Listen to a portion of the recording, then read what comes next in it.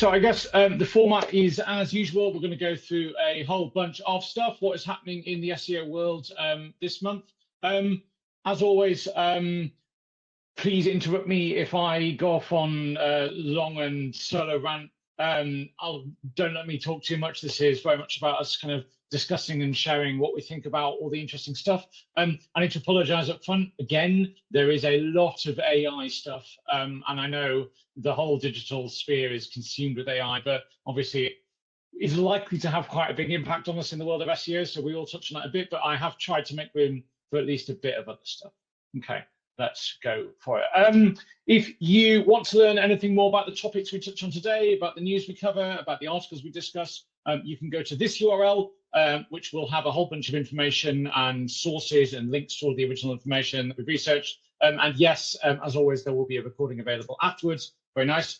And if you find that we lose you at any point today, we're talking about stuff and you have no idea what we're saying, we're using acronyms like SEO or PPC or CRO or all sorts of other stuff, and you don't quite know what we're on about, go check out Yoast SEO Academy and you can backfill and become an SEO expert yourself. Very, very nice. Cool. Okay. Right. Let's start with some Google news. What is happening? Well, as promised, this is, as expected, all about AI, right? Google has now launched a trial of what they're calling search generative experience. Nitin, do you want to talk us through what that means in real terms? Well, for me, it's a different experience that Google is going to give you now. Yeah, it's a different experience that Google is going to give you now. So it basically covers like a lot of information that you're searching for right there for you. With you don't need to even you don't have to even click on the links there. So everything is up there. And yeah, I would say like it's a different UI of Google SERP. Yeah, and I think this is really interesting to me for a bunch of reasons. One is we've known, and we talk about this a lot on this webinar, that there's always been a challenge with Google and citations, and my webcam moving over here, and showing their sources and what happens when I have a website that I pay people money to write content or I write it myself. I put all that effort in, and then Google scrapes and extracts the content, puts it in the top of the search results, and now my business doesn't get anything for that, even though I put the work in to create that content. And this feels like a whole next level of that. Not only are they like extracting that and using it, but they're merging it with other people's stuff and they're solving entire user journeys. So as a user, this can be great, but like it kind of upsets the balance a bit, I think. Worth noting, this is still in beta. I think it's still the US only, maybe I forget. And generally, people's impressions have been a bit mixed. It feels like the content isn't always amazing. It sometimes contradicts stuff in the conventional search results. It feels like it's an entirely separate system that they're still very much testing. But for now, it's quite nice. There's no adverts in it. It's kind of good for product comparison, but they are definitely going to add all of that. So yeah, this was the big news for the last few weeks. Do you think this is here to stay, or is this just them trying to play catch up with everything that Bing and ChatGPT has been done? Is this a gimmick, or is this the future of search? Do you reckon? Well, definitely. I think it's there to stay, and I'm very happy about it personally, because now, like whatever you search, you get like very precise, very like already processed answers, which is more closer to what I was looking for. So I'm definitely happy about it, and I think it's going to stay there for sure. Yeah, the more processed answers, I think, is the key to that, right? That in normal search results, you as the searcher still have to do a lot of thinking and a lot of work to go, okay, that title looks about right, that meta description mentions delivery, oh, maybe that one, or I recognize that brand. And there's a lot of work there, and it takes away a lot of that. That said, I did see some interesting thinking. Some of the pushback from the SEO industry has been that actually that process of kind of whittling down, people feel like they want to do. Like, maybe that's just a psychological thing, that you want to feel like you're in control of your choices, but maybe there's something in that. Okay, I don't want one perfect answer. I want 10 that I want to do a bit of control over. And that's maybe an interesting division. We shall see how that goes. Okay. Other stuff, what is happening in the world? More AI stuff. So this is pretty cool. Before we get into the AI bit, I guess we've seen over the last months loads of push from Google about Google Merchant Center and how important that is for listing e-commerce products, and increasingly as the kind of the front of house for Google's e-commerce strategy, right? They're increasingly putting more and more of this in the organic results. Merchant Center is where all of your product inventory lives. And they've just announced that next year they're rebranding it to Merchant Center New or something, which feels like a terrible brand name, right? How long is it going to be new for? But then, yeah, so now they're doubling down with a whole bunch of AI stuff here as well. So as you can see in the GIF, they're doing some really, really clever, take my generic product images and put them in context, which super basic use of AI, but pretty fancy, right? This is going to dial up a lot of the e-commerce space for maybe smaller businesses. I guess for you, we're going to be talking about this in a minute, but things like startups and entrepreneurs and small businesses, how much of this does it make it easier to compete with maybe the more established players? That feels quite exciting. Yeah, I think this is exciting. It's like everyone's got the same product images now. Yeah, well, I think there is much more than just the images, right? So there like I'm sure, like, you know, if you have two products with the same images, same description, everything is the same, then Google would also be looking at authority as well, right? So there are other parameters that you can optimize around it. And for us, we are very excited about it because we have been working with like a couple of really big e-commerce brands based out of India, which are global, right? And we have been working with them on the GMC as well, which is going pretty awesome in last, I would say, like 3 to 4 months. And we started working with them 6 months back. And we are excited about this because we can be the early adopters. We understand search inside out of like most of it, right? And I think understanding this, and then, you know, we will have definitely an edge, you know, like growing them further on this new experience here. Yeah, and I saw some similar stuff with using similar tools for crafting Google Ads campaigns. Definitely feels like they are leaning in on these kind of tools to shortcut processes that otherwise you go, okay, I've got 1,000 products, 1,000 pages, 10,000 adverts. Having to manually craft and optimize all of those is obviously a lot of work, and so a lot of people don't. But yeah, kind of making it easier to streamline that feels like a great advantage. That said, how much do I trust this product more if it looks like it? I'm looking at the GIF and it's like now it's in a nice woodland and on a plank of wood, and it looks suddenly very organic and very healthy and very natural. Oh, is that disingenuous? Is that cheating? Is it creepy? Where's the line?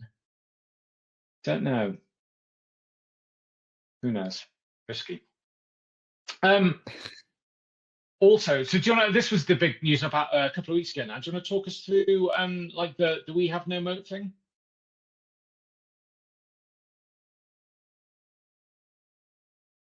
Oh, you're with me. I think there's a slight delay maybe on my end. Sorry. Do you want to talk us through the Google leak on having no moat? I thought this was super interesting.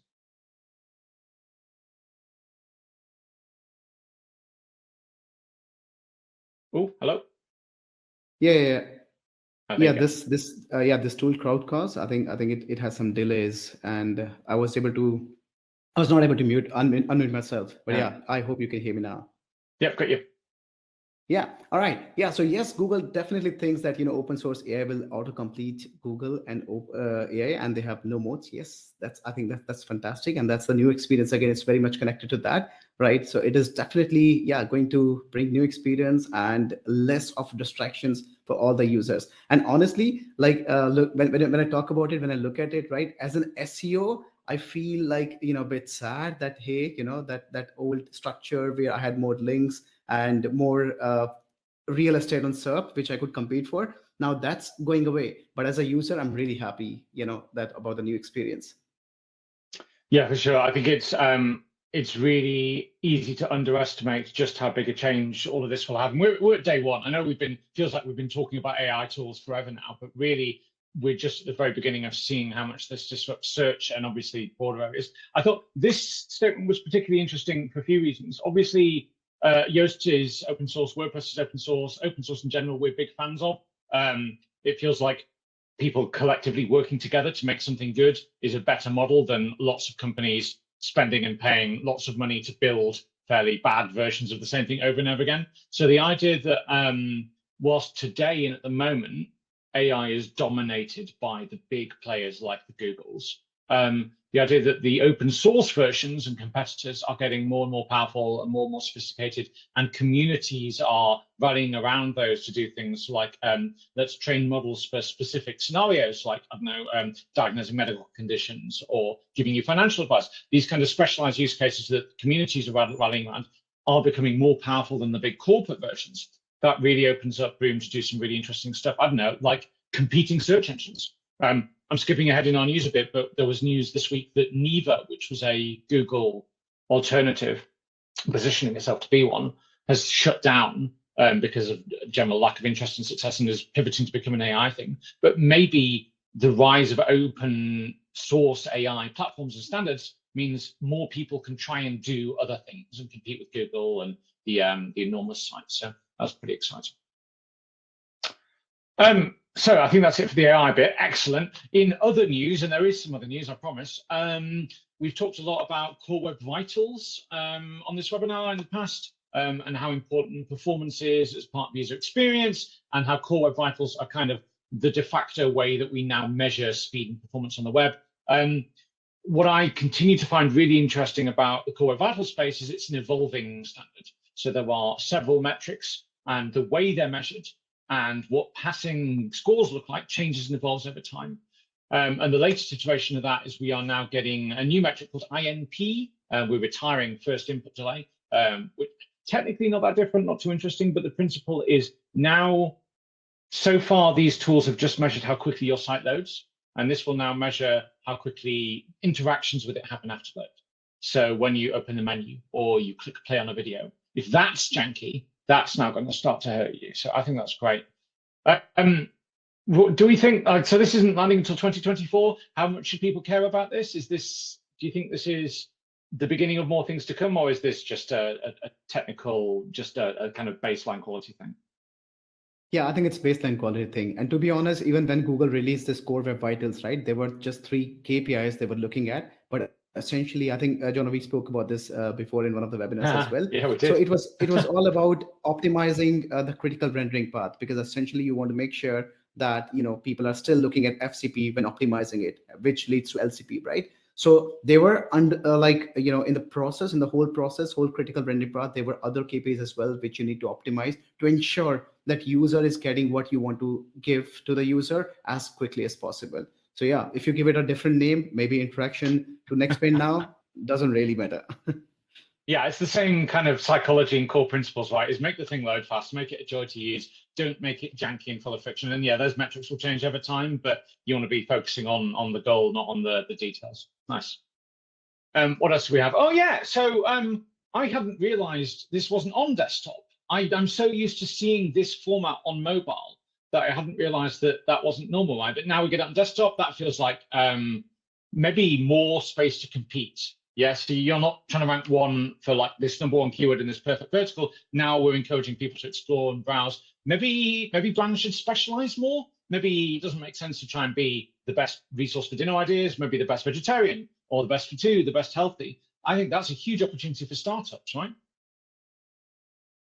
Oh, definitely. I think, yeah, that can also be considered as a good, kind of research tool as well now, because Google they have a lot of data, right? And they also tell you that, hey, someone who's searching for dinner ideas might also be interested, in, for example, vegetarian food, or for tonight, maybe they're talking about now, right? The urgency, time urgency. And then there might be searching for, dinner ideas for 2 and maybe healthy, and for family, for kids, pet friendly, and whatnot, right? So you can combine all those ideas. And yeah, you definitely have your seed keyword list with you where you can start your research. So yeah, I think this is definitely helpful. And for users as well, I think it just makes super easy, right? You're searching for something, you see the filters there. Oh, I was looking for vegetarian options. Let me just click it right there. And you are there. You have the, filtered search outcome with you there itself. Yeah, that's really interesting. I wonder if there's a process for starting at the thing your business sells or the service you offer, and then thinking, what is the very first step of somebody entering that kind of problem space, and then exploring these hills and navigating down to, okay, so they go this way, this way, this way, and trying to map out those journeys, not because you can kind of like perfectly optimize for those routes, but just to understand the stages that people go through, and then maybe what kind of content do they see, and where might I be able to provide educational content, et cetera, et cetera. Yeah, this is cool, really useful tool.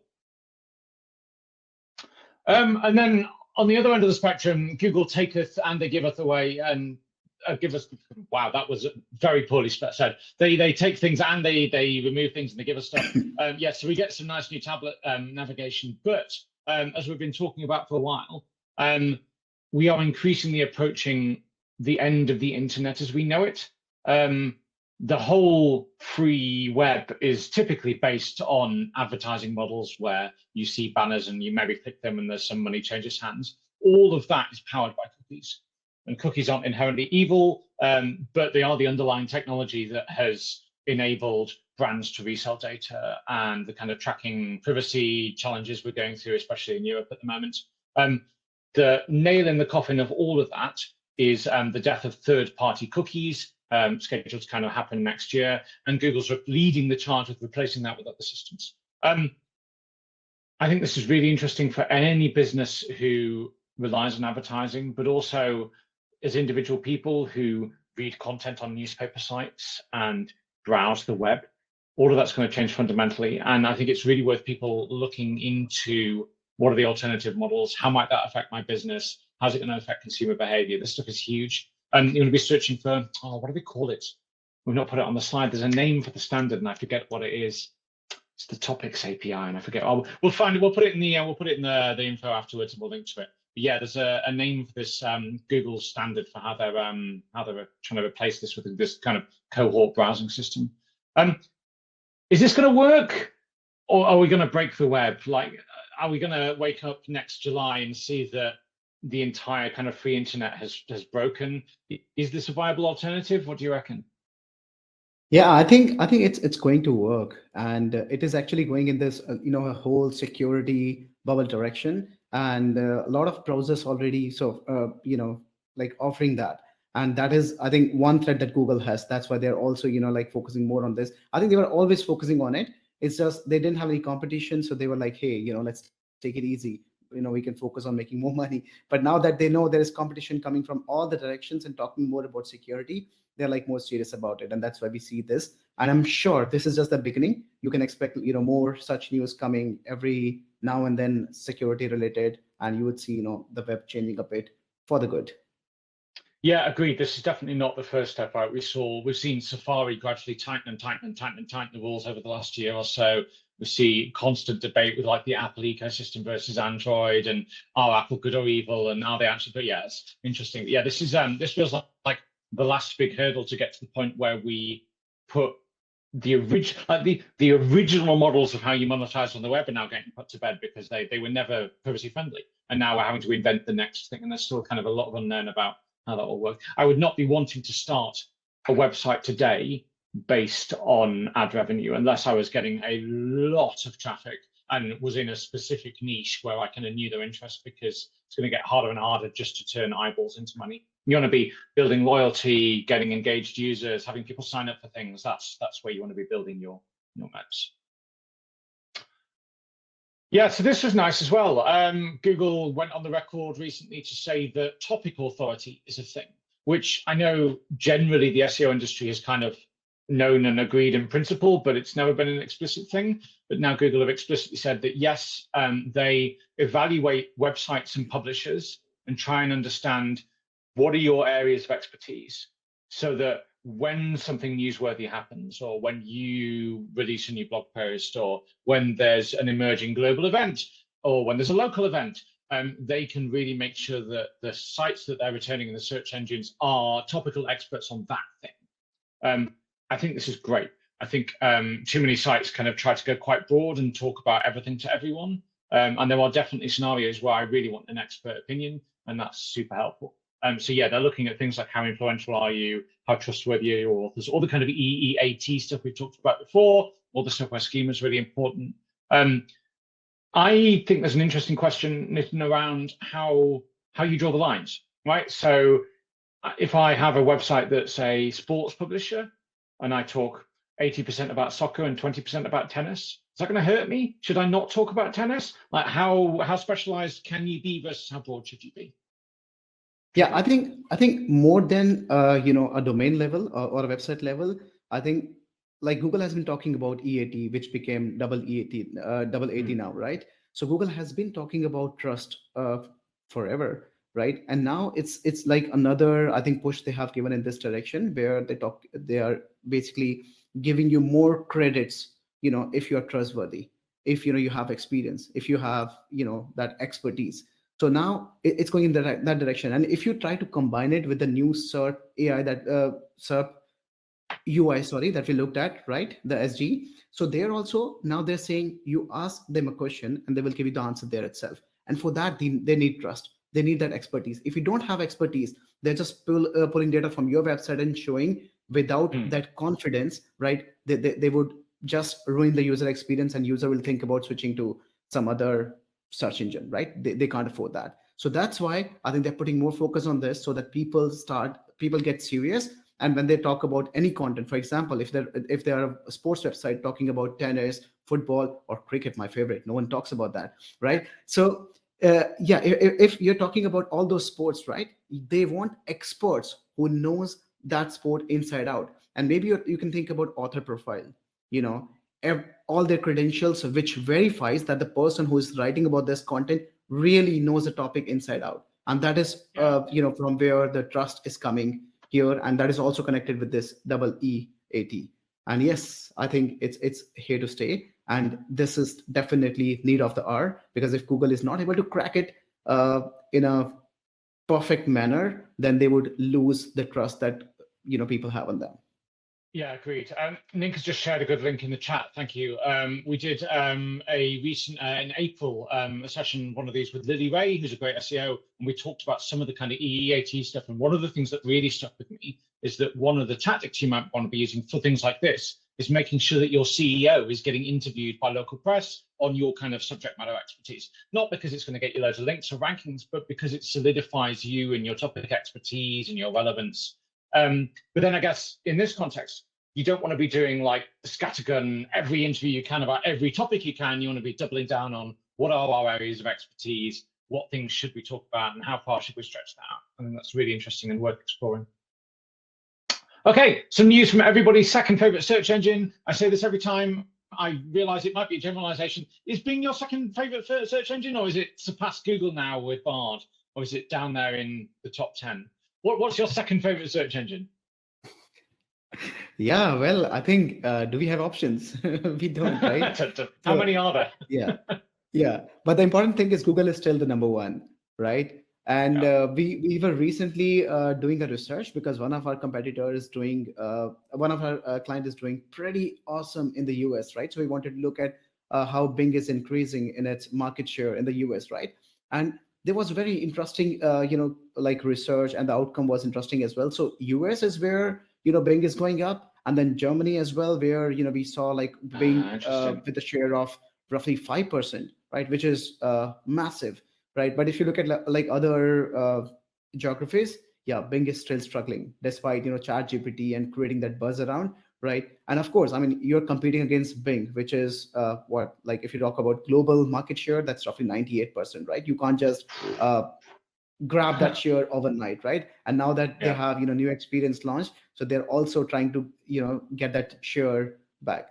Yeah, so Bing, yes, you can say it's my second favorite. Nice, hero. Some interesting options in the chat. I bring this up because I think we've spent a decade in SEO forgetting that Bing exists, right? And almost training ourselves to say, oh, we'll just worry about Google and Bing will be fine. But now increasingly it looks like it's coming back and it's maybe getting ahead in some ways. So I don't think you need a fundamentally different strategy for Bing, but you should definitely remind yourself that Google isn't the only search engine, the only potential source of traffic, and make sure, like, take advantage of things like Bing Search Consoles. Actually, Bing Web Master Tools is pretty useful and has some good stuff in it, so worth exploring. And then, yeah, also of interest, Bing has become the official default chat search engine for ChatGPT, which I thought was huge news, right? So one of the big drawbacks and limitations of ChatGPT as an AI interfacey thing was it was trained on historical information and it didn't have access to the web. And now all of that's fixed, because if you type in a query, it can now automatically go, okay, I will go and search on Bing for information about that. I will find 6 relevant sources and I will pull them all in. I will check today's news and today's weather. And now you can do really smart stuff with this. So this feels like a huge power play and is solidifying Microsoft as a key part of this. Yeah, pretty interesting. Have you played with ChatGPT much? I said we wouldn't talk about AI too much, but I guess we should touch on it. I found being able to crawl the web from it transformative. Now I can use the style guide, look for these source citations, validate this information. Super powerful, really game changing. Yeah, I think I love ChatGPT. It's working as my personal assistant these days. I think like for planning, like for example, I'm writing an article, right? Giving it like the first shape, first draft.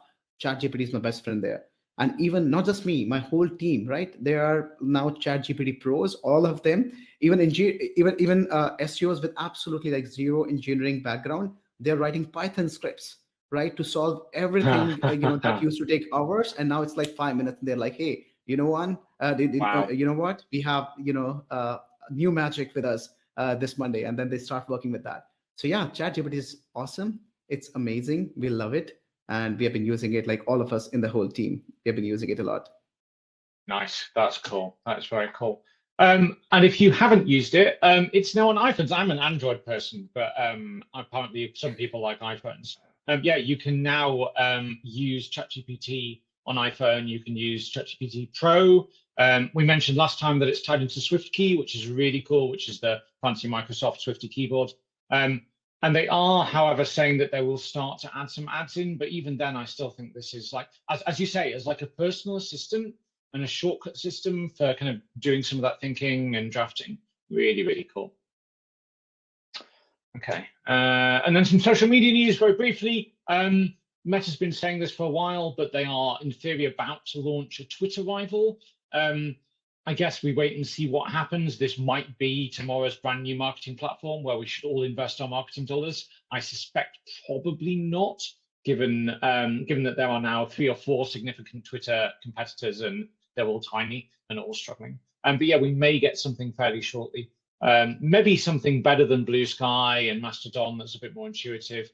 But yeah, what do you reckon? Are you gonna, as soon as they launch this, are you gonna drop everything and jump onto the next one, or have we been burnt too many times? No, no, no. I'll go slow, and I think that exactly what happened with Mastodon as well. And Clubhouse is also a big thing, right? So everyone Clubhouse, I basically forgot just about moved there. Clubhouse. Yeah, so everyone moved there, but yeah, what happened like after a month? Well, Twitter was there in the game, right? So I think it's gonna be the same, even though no one likes Twitter's existing CEO, right? I mean, there are a lot of theories around that, but yeah, I think yeah, Twitter has a massive, massive user base, and Jono, for you as well, right? You have you're there like active on Twitter. You have a lot of followers there, right? Yeah. And when you move from Twitter to somewhere else, right, you lose all those assets, right? And you don't want to do that. And I think that is something which is going to hold people still at Twitter, and especially the Makes ones sense. who are established. And yeah, people go to Twitter and all these social medias to follow these people, what they're talking about. And if they know the content is still at Twitter, moving from Twitter to another platform would not be easy, I guess. Yeah, agreed. There's a lot of friction there. Even if you go, oh, hey, I'm moving, etc., you're going to lose some equity. You're going to build it all up again, and then next week, Meta are going to launch their own. You're going to do it again. Yeah, I skipped Clubhouse. I am on Mastodon, but I haven't used it at all. I've been looking at Blue Sky and thinking maybe this is the one, but now, yeah, it's like I'm realistically not going to have 5 more different versions of me on all these apps. So we should see. Watch this space. And on on jumping onto new platforms quickly, yeah, we've touched on this a few times now, but it looks like continues to look like at any second now TikTok might implode. I mean, all the evidence suggests not. All the evidence suggests that it is still a huge deal and everyone is on it doing TikToks, but there are some increasing legal pressures, some constraints, and some rules. Yeah, Montana has now banned it. I think the US will continue to push this in different states, maybe some European ones as well on the privacy angle. And maybe that's great timing for Meta's new thing, right? We're going to go and do Instagram for our thoughts instead of TikToks for our karaoke. We'll see. But yeah, I think your point still stands, is that let's not rush to move too quickly on these. But if it's where the audience is, maybe we should dive in and take advantage and get there first, right? Don't move too fast if you're too late, I guess, is probably the the angle. Don't drop everything now and jump to TikTok. I don't know what my camera's doing. Look at this. It's just like scanning the room. I'm here. Okay, what else we got? So briefly, some other tech news before we do some other bits. Yes, I mentioned this earlier. Neva was interesting. It was trying to be what if Google, but not evil and not full of ads and not with oversight, etc. Had some interesting features. It did some clever stuff. Yeah, and they've given up. Over the course of however many decades I've been doing this, I've seen a lot of Google killers come and go, right? I'm sure you have as well. They've pivoted to become an AI company. Of course they have. Is there space now? We talked about Bing. Is there space for something to come and disrupt Google, or is that realistically not going to happen? Like, well, what's the gap? Mm-hmm. So gap as in, like, what exactly are you? What is it that Google are doing badly that somebody else could do better? Or what do people want that Google isn't? I know there's been a lot of chat recently around things like people flocking to Reddit because they want authentic human answers, whereas Google felt a bit over-optimized. But is that just a temporary thing? Yeah, definitely temporary thing. And I think even if they're doing something bad, to be honest, like I don't think like there is anything really crazy bad they're doing, right? But even if they're doing something bad, right, and they see someone else doing it good, they can just work on that. They have technology, right? For example, ChatGPT, when it came, right, and being integrated. So I had a good conversation with a lot of SEO friends as well, like, hey, ChatGPT there, and it's integrated with Bing. So what do you think about Google? What they're thinking? They also have this so-called red alert within Google, right? But what happened? Like after 1 month, they released this, and now everyone is excited about Bard, right? So they have technology, they have a lot of data, and they have systems in place. It's just for Bing, it was really easy to integrate half-baked ChatGPT because they had nothing to lose. But Google, well, they can't take that risk because, as I mentioned, like 98% of the market share is taken by Google, right? They can't affect 98% of the whole world who's on search engines, right, affect their experience negatively. Therefore, they are a bit slow, but they are going for perfection. On the other hand, Bing is like, okay, we have nothing to lose. Let's integrate it today, and tomorrow we are live. Right? Very startup mindset. Yeah, I think you're exactly right. I think, one of the narratives I see from Google is they've had all this for ages and they've been sat on it and they're being very responsible. So but now you're on the back foot because you were too slow. Interesting. I'm sure we'll touch on, as you mentioned, we'll touch on that with the kind of startup mentality and how you can use that. Okay, so very, very briefly, some Yoast SEO news because we've done some stuff. You may have noticed in Yoast SEO Premium that we now have a very exciting new readability assessment for text alignment.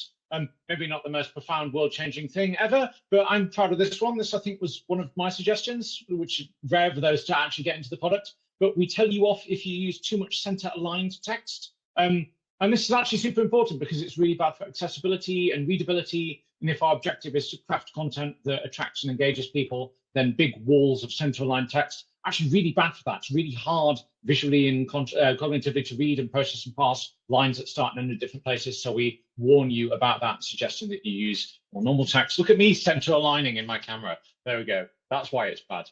And then we also added 2 new things to the posts overview screen. You can now get a column that shows you whether or not a post is your cornerstone content and your inclusive language scores. Inclusive language, if you missed it and haven't turned it on, we have a setting where you can enable inclusive language analysis, which will tell you if you're being accidentally offensive or potentially racist or exclusionary, and suggest words and phrasing that you might want to use instead that's a bit more inclusive.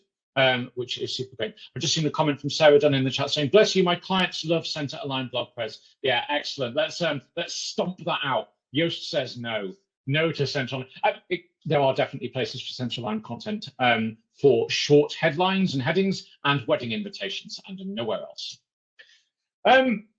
Okay, last thing, we are going to do another one of these as we do every month. Next, don't know, February, March, April, May, June. In June, in a couple of weeks, we don't know who we'll have yet. We are juggling a couple of options, but it will be somebody just as awesome as Nitin, and we will let you know closer to the time.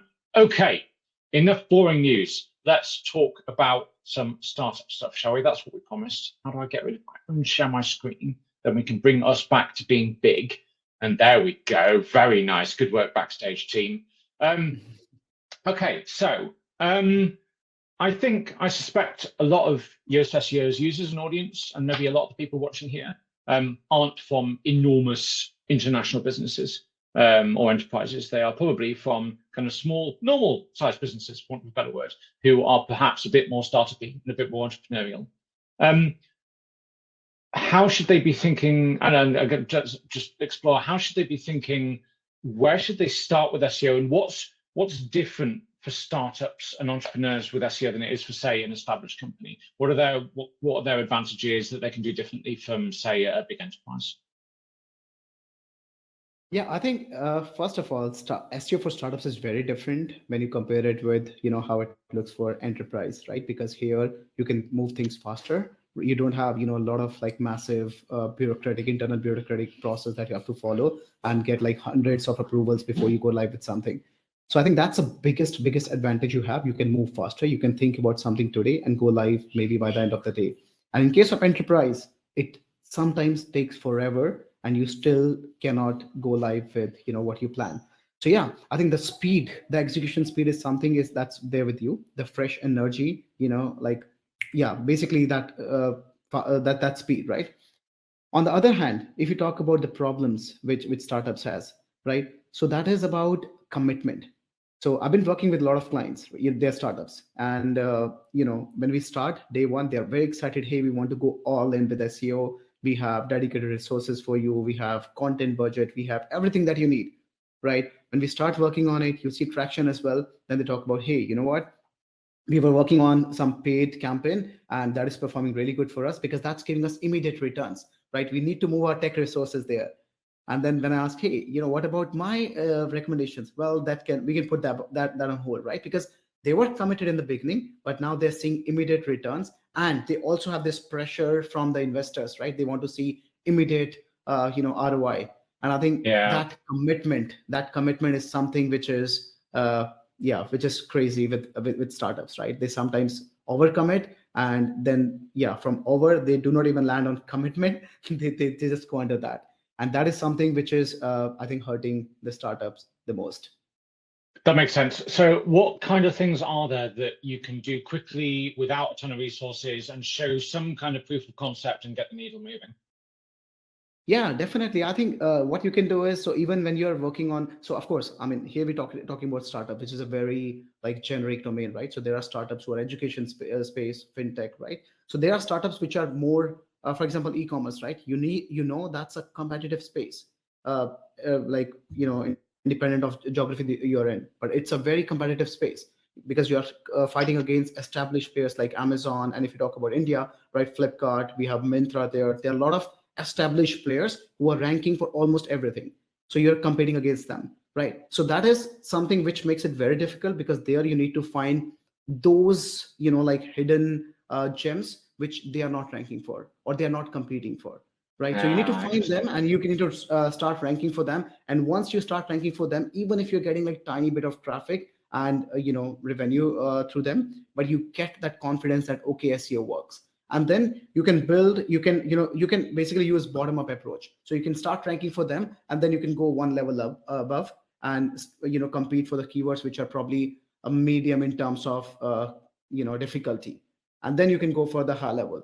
Yeah, so you can send signals because now you have gained user Google's trust for those hidden gems that I was talking about. And then you can say, hey Google, look, you rank me for this, I'm getting users, they're converting, which means they're happy, so you can trust me on that. And then they can say, hey, now that you're landed here, you might also be interested in one level above category. So you can send signals from there, which is good for user as well as search engine bots, because yeah, they are looking for these signals. And then this is how you can transfer the trust and start ranking. Yeah, but if you're in, let's say, a new space altogether, because startups is also about trying products which are not there in the market, which means no education. So there you need to educate the market. And if you talk about Zapier, right, that's my favorite example. So when Mr. Wade, when he started the product, right, so he was literally going to all those developer forums, talking to people, hey, what exactly are you looking for? And they were telling that, hey, Wade, we're looking for integrating these two products. Do you have a solution for that? And he was building something ugly and sharing with them that, hey, take that, right, and share your feedback. That's the only thing I need from you. So he got the feedback, and when he got the positive feedback, he converted that ugly looking solution to something which is, good enough to share in the larger community. And that's how he built Zapier. And you know where Zapier is now, right? So I think that's another important thing. When you're talking about startups, right, it's not just SEO. It is that growth mindset. So what Wade did, right, that was not just SEO. He spoke to people. He spoke to the target audience directly. He built solutions and did not charge them at all. So he did everything which was needed to grow that brand from 0 to 1. And when it grew from 0 to 1, he already had a lot of people who were promoting the brand already. So when there was the same question asked by another person in another group, right? You might have someone who has already found your solution. So he would say, hey, you know what? I found this solution on Zapier. Now you're not promoting, but you already have your promoters who are promoting your brand for free, right? So this is how this multiple effect starts. But I think yes, SEO for startups is not just SEO; it's much more than that. Makes sense, and that's obviously a great way to get links and tweets and citation rights. So there's two approaches, I guess. Then one is nibble around the edges of an established player in a market that exists, or build a brand. And maybe there's a bit of both. I was interested in you on the first one. You talked about finding the kind of gaps where the bigger sites can't or won't or don't compete. What does that process look like, from like the research to the execution? Yeah, definitely. So yeah, I think like a couple of hours back, I was discussing with a teammate as well. So we are working with a brand which is ranking good, like number 5, 6 on an average for the premium keywords. But that is where it is stuck, because we have Amazon, Flipkart, Myntra. I'm talking about Indian market here, right? So they're ranking above. And yeah, I think everything is there. We are not able to find the gaps, right? So what we are now working on is we are going more long tail. So if they are ranking for, let's say, dresses, black dresses, right? We are thinking about black dresses for a date night, right? So that is like a long tail which doesn't have a lot of searches. But here, what we're doing is we're combining categories with multiple filters, and also trying to understand the intent. And now, because the website I'm talking about, they're aggregators, right? So they have more inventory, which is the advantage that they have. So if you talk about Flipkart or maybe Myntra, right? They're also a marketplace, but they have limited inventory. Let's say 5 products in this long tail category. But in our case, because we're combining multiple players, we can have, instead of 5, maybe 50 products. So that's the advantage we have. So when a user lands on a page which has 50 products, they have more options. There are more chances that they would convert from there, right? So that is the advantage that we're looking at. And the idea is we go more long tail, try to understand the areas where there are, even if there are tiny bit of searches, but there are people who are searching for that. And the competition is not there, because not every brand is going behind those long tail searches. Yeah, so that's the opportunity I was talking about. That's nice. I wonder, I had a thought there, like one of the other things that it's much easier for small brands to do than it is the bigger ones is to partner.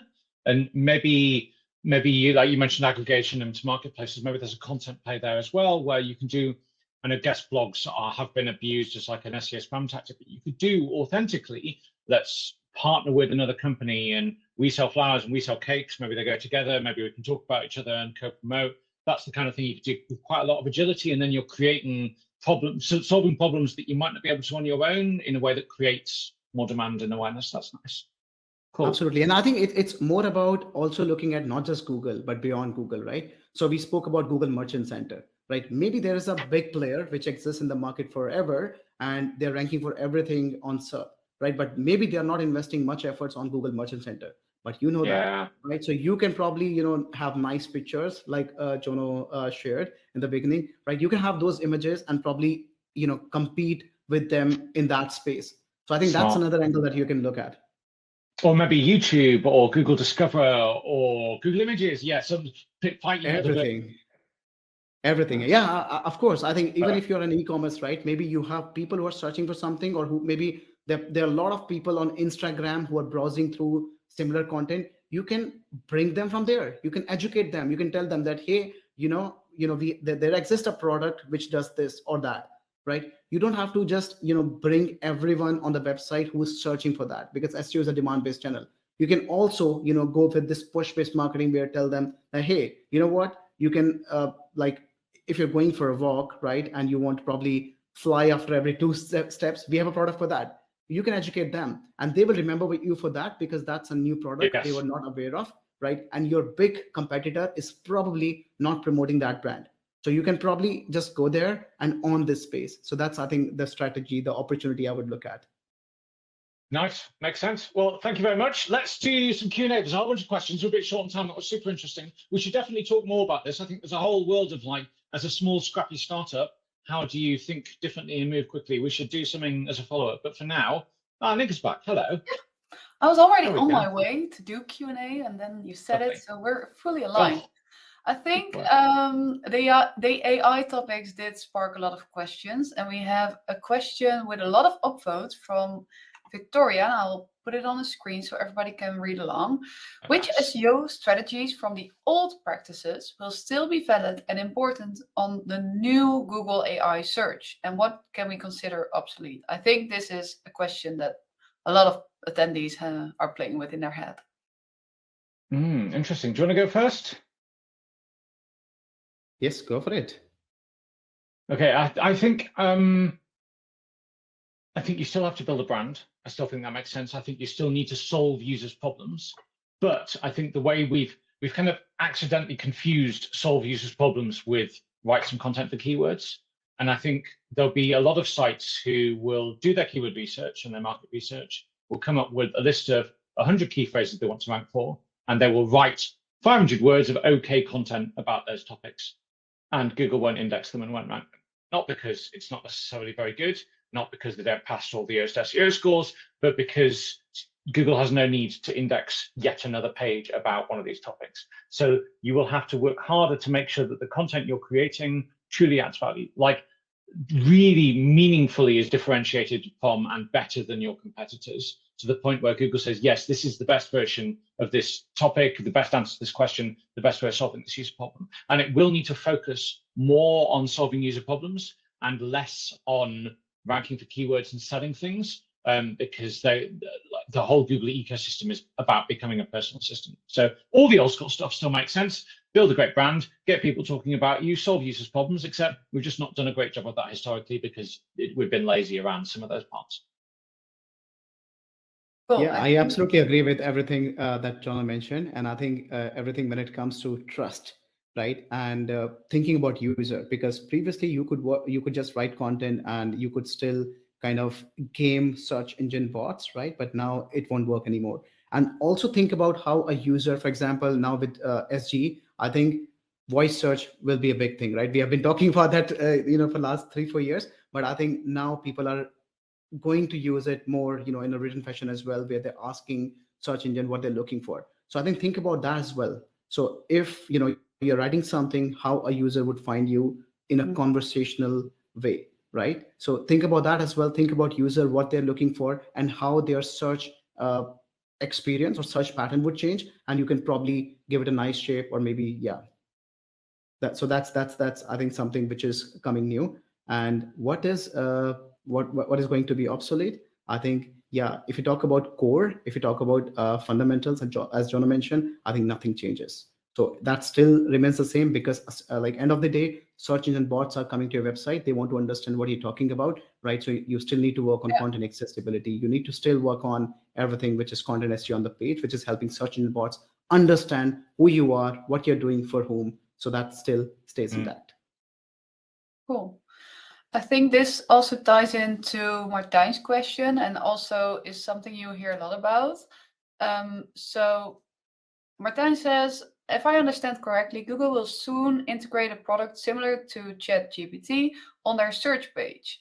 What is this going to look like? And what will be the effect on clicks to the search results? Because we're all talking about this information already being able to show on the search results page instead of clicking through the source as a website or whatever. I think it ties in nicely, but who wants to take it? I've just shared a link to Google's announcement of this thing where you can go and have a look. It's going to feel like ChatGPT. I don't necessarily think that chat is the best interface for searching for a thing in all scenarios, maybe even many scenarios. They are testing this. We'll see where and how. There's certainly areas where they won't use it, things like medical diagnosis. They're not going to give you a generated thing that might be wrong. But for how do I boil an egg? Yeah, absolutely. Just summarize a bunch of stuff and give me a nice generative response. But no one's getting any clicks out of that. Yeah, absolutely. I think it's going to have a negative impact on CTR, which we look at right now. And as an SEO, I think you would lose some business, but for good. Because if user is searching for something and they're getting answered there, they have nothing to, nowhere to click to do something down in the funnel, right? The user is happy end of the day, right? So I think you shouldn't be worried about it. It's just, if you're really concerned about the numbers like CTR, clicks, all those numbers, right? You would see some, that graph going down. However, you would see probably better conversions because now the user is already more qualified and more educated about what they're looking for. So like everything which is top of the funnel, they would probably be satisfied, without clicking anywhere. But when they're actually looking for transactions, yeah, that is where, the real game begins, and you can expect, some good conversion there. And that's where the branding ties in as well. If they've seen your brand answering these questions over and over, I think that's really helpful as well, right? Okay, let's do a few more questions. We've been talking, or you've been talking about EEAT, which the T obviously stands for trustworthiness. And Cindy wants to know how you know if your site is trustworthy, or assume if Google perceives your site as trustworthy. That's a great question, because it's such a soft, ephemeral human thing, right? You could survey your visitors, use something like Hotjar to run a survey, saying, "Hi, what were you looking for? Did you find it? Was it clear who wrote this page? What was your experience?" You can do a whole bunch of surveying. What I would also look at is, I've just shared a link from a blog post from 2011, from after Google launched their Panda algorithm update, which is all about trying to validate whether pages are trustworthy. And it's you can replicate some of that in a surveying mechanism and ask things like, would you trust your credit card details on this page? Is it clear who authored it? If your child was sick, would you trust medical advice from this content? And these are really hard questions, and they're designed to make you look and think, oh, maybe my typography isn't very trustworthy. Maybe it isn't clear that my CEO has a degree in whatever. Maybe, and you go back and you ask these kinds of questions. So yeah, there's no metric, not really, but you can think about it from a user's perspective, ask those kinds of questions. Yeah, I think nothing to add on this. It's a topic which is like there is a lot of buzz around it. How Google basically looks at trust signals, right? So when a user lands on the website, they're looking at content, and so I think, for example, dwell time. It's a hot topic. There are a lot of people who are talking about it. There are a lot of people who are like totally against it, like, hey, we don't care about dwell time. But yeah, my focus is not dwell time, but just to understand that dwell time is a good user experience signal as well. Because when someone lands on a website, they're spending time, they're clicking, they're going, that means they are happy about the content, right? And if someone lands on a website and quickly goes back to serve, click somewhere else, Google gets a trust signal that, hey, they're not happy about the experience that they had on this website. So that has a negative impact, right? And there are, of course, many other factors as well if you combine with other 3 parameters, which is experience, expertise, and authoritativeness, right? So they come together to define the trust, right? So they are basically whatever content is written by an author who is expert in this domain, which is, so there are a lot of, signals that you can give through technical SEO. You can have an author schema, talk about their social profiles, and give all those signals. They're all trust signals. So if you're writing about, let's say, sports, right? So everyone loves sports. So I think that's the best example. So if you're writing about sports, right, and you have someone who's really into it, not you, Jono. No, but carry on. All right. Yeah. So if you're writing about sport, right, and you have an author who is really into sports with great credentials, right, that is where the trust comes from. So this is how you can define it. But I think, yeah, unfortunately, or I think fortunately, there is no space where you can just go and say, hey, what is my trust score? Because that is not, it is not easy to quantify that number, right? And I think right now we don't have it, but maybe in future Google brings something which tells you about how trustworthy your website is, or maybe some parameters which can combine tell you about how trustworthy your website is. So yeah, that's something that you can look at. And also I think your branded searches, right, if you are not running any branded campaigns and still they're going up, that is another good parameter that you can look at to understand how trustworthy or how good your website is. Yeah. Nice. I have one small question. Well, not a small question, but maybe not a small answer about small businesses at least. Nitin, you're specialized in startups as well. Is there any specific advice on how EEAT affects small business results? Yeah, I think small businesses, to be honest, EAT is a very deep topic, right? So you need like a lot of content, a lot of like real users who are writing expert content, right? So I think when it comes to a smaller website, you can start there because every big thing starts from the first step, right? So you can start there, but if you're saying, hey, we are working on EAT and we are expecting magical results, that won't happen. I'm sorry. Right. There are a lot of things that you need to work on. So this is just one of the parameters which helps you do the things in the right way. Right. It is not something which brings magical results for you overnight. So just keep that in mind and keep focusing on doing the things right way. That's my tiny take on that. That's nice. I think one of the advantages you have as a small business is you can be authentic and transparent, and you can put a real human with a name and a face in front of your content. That gets harder to do the bigger the company is, but as a small company, you can really focus on human relations and validating that, okay, you're a local bakery. Here is the baker. The baker wrote the content, they took the photos, they're passionate, they care. That you can do all of that much more easily, and that solves a whole bunch of EAT stuff because you're not writing anonymous blog content. You're positioning yourself as the expert in the authority. Great, that's great practical advice. Nice. So time's up. We have a lot of questions left, but no time anymore. Damn it. That's too bad. But I want to thank everybody who joined today for all the engagement and nice chats we had. I was enjoying this from the backstage, and I think we shared a lot of valuable resources with each other. Nitin, obviously, thanks for joining this webinar. I assume we'll see you in a lot more webinars, whether it be Jono joining others of yours or you're joining us. It was really nice to have you here. And thank you so much for having me. I really had a lot of fun. And I think, when I looked at time now, well, it's 1 hour already. I was like, hey, maybe we are halfway or something. Right, right? Yeah. Yeah, there's so much more we should do, definitely. And we'll sort that out. That'd be great. Definitely, yeah. And Jono, thanks as always, obviously. My pleasure. When I got my internet stuff sorted, yeah, cool. All right, thank you very much, everybody, and we will see you in 3 weeks-ish. Yeah, June 20th.